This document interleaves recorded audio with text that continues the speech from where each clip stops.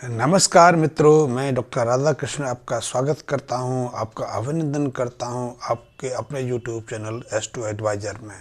बहुत सारे ऐसे मित्र होते हैं जो बार बार प्रयास करते हैं, बार बार कई तरह के बिजनेसों में इन्वेस्ट करते हैं लेकिन फिर भी कामयाब नहीं होते, या फिर बार बार वो इन्वेस्ट तो करते हैं, हानि उठाते हैं, फिर कुछ देर के लिए शांत बैठ जाते हैं, फिर नए जोश में आते हैं और फिर नया कोई बिजनेस, नया कोई कारोबार शुरू करते हैं। लेकिन ऐसे प्रयासों में बार बार वो असफल होते रहते हैं और उनकी असफलता के कारण या बार बार धन को नष्ट करने के कारण या फिर कर्ज सिर पर चढ़ जाने के कारण पूरा परिवार दुखी रहता है, माँ बाप अलग से दुखी रहते हैं। यदि वो ऐसा व्यक्ति विवाह किया हुआ है तो पत्नी दुखी रहती है और बच्चे हैं तो बच्चे भी दुखी रहते हैं। तो सामान्यतः ऐसी स्थितियों के लिए कई तरह की ग्रह स्थितियाँ जिम्मेदार देखी जाती हैं, जिसमें एक ग्रह स्थिति है मंगल बध।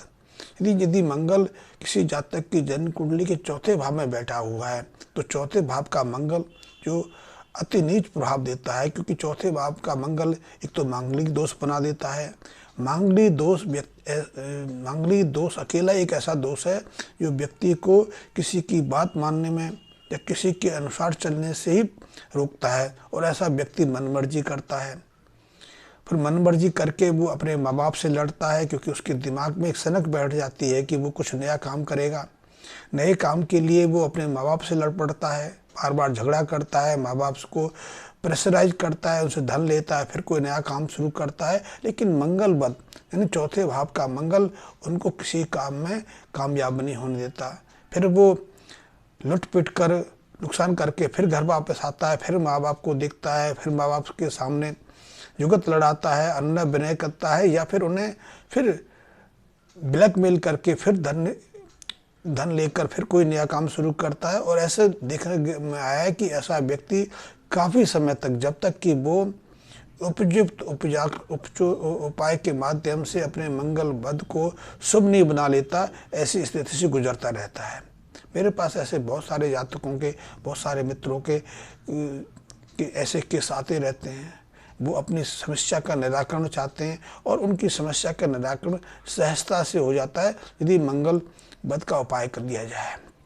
जैसे कि अभी एक मित्र हैं हिमेश मेहता जी, इंदौर से।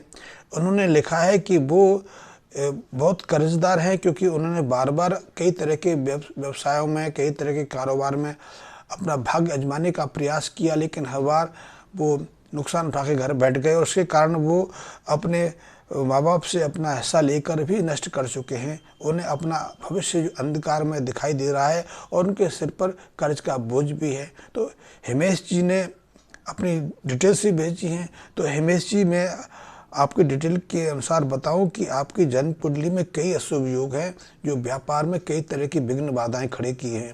और उसमें सबसे ज़्यादा अशुभ योग तो जो मैं अभी बता रहा था मंगल बध का है। मंगल चौथे स्थान का है। चौथे स्थान का मंगल मांगलिक दोष तो बनाते ही बनाता है। वो व्यापार में भी उथल पुथल रखता है, माँ बाप को परेशान रखता है। चौथे भाव का मंगल एक विशेष प्रभाव डालकर माँ के स्वास्थ्य को प्रभावित करता है, माँ के मानसिक चेतना को भी विक्षिप्त रखता है। और ऐसे में व्यक्ति को बार बार कई तरह के नुकसान उठाने पड़ते हैं, क्योंकि जब मंगल चौथे भाव में बैठता है तो मंगल बहुत अशुभ प्रभाव देते हैं। ऐसे मंगल की अशुभता के कारण, ऐसे मंगल की नीचता के कारण व्यक्ति को बार बार धन की हानि उठानी पड़ती है। चौथे भाव का मंगल के साथ में यदि तीसरे, चौथे और आठवें स्थान पर मंगल के शत्रु ग्रह विराजमान हो जाएं। मंगल के शत्रु ग्रह हैं बुध और केतु। बुध तो स्वयं व्यापार कारक हैं, और जब शत्रु ग्रह मंगल के साथ बैठे हैं तो ऐसे में व्यापार में कैसे कामयाब होने देंगे। और केतु के कारण संतान को लेकर भी व्यक्ति के मन में कई तरह की उलझनें रहती हैं। वो स्वयं के अंदर भी संतान पैदा करने की क्षमता कम हो जाती है। ऐसे में जो बुध और केतु हैं आग में घी डालने का कार्य करते हैं। वो व्यक्ति की समस्या को और बढ़ा देते हैं। व्यक्ति की नुकसान की प्रक्रिया और तीव्र हो जाती है। इसके कारण माँ बाप को अलग से कष्ट उठाना पड़ता है, माँ के स्वास्थ्य को भी प्रभाव पड़ता है। और यदि व्यक्ति विवाहित है, उसकी जीवन संगनी है, तो उसकी जीवनी संगनी यानी कि स्त्री के स्वास्थ्य पर भी इसके कारण प्रभाव पड़ता है। इसीलिए चौथे स्थान के मंगल को या अष्टम स्थान के मंगल को घोर मांगलिक प्रभाव से दूषित माना गया है। ऐसे में व्यक्ति के जीवन में त्रास जैसी स्थिति बनी रहती है। और यदि अष्टम स्थान का मंगल है तो व्यक्ति को जीवन साथी के सुख से वैसे ही वंचित करता है, या तो उन्हें परिस्थिति बस या फिर संयोग बस एक दूसरे से अलग रहना पड़ता है, या एक दूसरे से अलग हो जाते हैं। तो अष्टम स्थान का मंगल अपना प्रभाव देता है, लेकिन चौथे स्थान का मंगल भी मांगलिक दोष बन के या फिर मंगल बद बन के हमारे जीवन में कई तरह के विष घोलता है। ऐसे में धन की बार बार हानि होती है। और ऐसा कई बार देखा गया है कि ऐसा जातक जिसके चौथे स्थान पर मंगल है, वो माँ बाप से लड़ाई करता है, अपना हिस्सा ले लेता है, उस हिस्से को फिर व्यापार में लगाता है या किसी कामकाज में लगाता है, लेकिन उसका कोई लाभ उसको नहीं मिलता। कई बार तो ऐसे जातक प्रॉपर्टी खरीद लेते हैं, मकान खरीद लेते हैं या मकान बनाने लगते हैं, तो या तो उनका मकान ही अधूरा रह जाता है या फिर उनका प्रॉपर्टी या मकान ही विवाद में फंस जाता है, तो उसका नुकसान उठाना पड़ता है। तो ये बहुत विकट समझा है। लेकिन चौथे स्थान के मंगल के साथ में तीसरे 8वें स्थान पर यदि चंद्रमा विराजमान हो तो मंगल की अशुभता में थोड़ी कमी आ जाती है। मंगल अपना पूरा अशुभ प्रभाव नहीं दिखा पाते। तो ऐसे में यदि मंगल चौथे स्थान का है तो व्यक्ति को व्यापार करने से पहले, किसी तरह के कारोबार करने से पहले लाल किताब संबंधी कुछ उपायों की मदद लेनी चाहिए, ताकि उसके जीवन में सहजता आए, नुकसान को वो रोक सके, वो कर्ज के बोझ से तले दबने से रोक सके और उसके जीवन में कुछ सुखदा हो सकती है। क्योंकि चौथे स्थान का मंगल तो पत्नी को भी, जीवन साथी को भी कई तरह के प्रभावों से दूषित रखता है।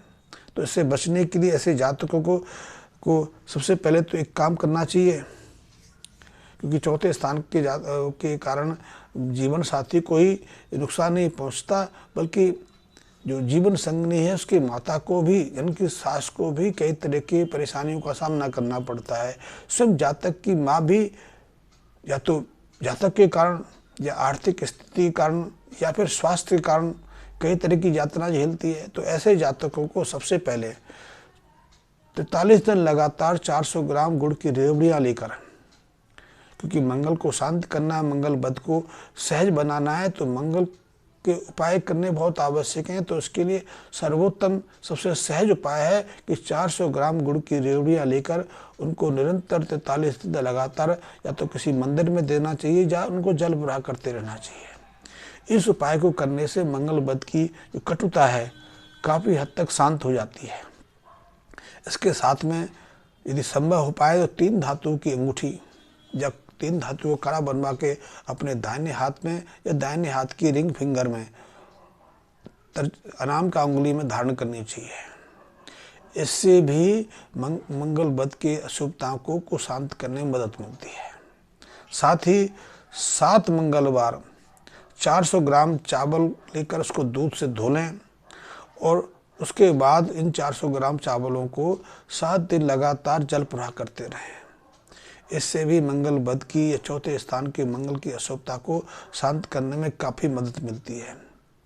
लेकिन ऐसे जातकों को अपने घर के आसपास या घर के अंदर नीम का पेड़ या फिर एक देख का पेड़ होता है, वो नीम की ही प्रजाति है, या बेरी का पेड़ अपने मकान के अंदर नहीं लगाना चाहिए, या उसके आसपास नीम और बेर या देख के पेड़ नहीं होने चाहिए जिनकी छाया उसके मकान में पड़ती हो, अन्यथा मंगल बद की स्थिति और विकट बन जाती है।